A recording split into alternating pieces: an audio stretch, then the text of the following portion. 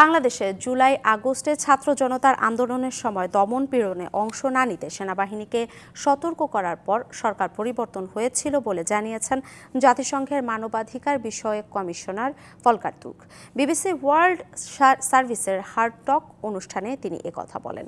বুধবার বিবিসির ওয়েবসাইটে হার্ড টক অনুষ্ঠানের এই পর্ব প্রকাশ করা হয়। সাক্ষাৎকারে গাজা, সুদান, ইউক্রেন সহ বিশ্বের বিভিন্ন দেশের পরিস্থিতি তুলে ধরে উপস্থাপক ভলকার তুর্ককে বলেন, আন্তর্জাতিক আইন ও মূল্যবোধে মেনে এসব পরিস্থিতি সমাধানে জাতিসংঘকে ক্ষমতাহীন মনে হচ্ছে।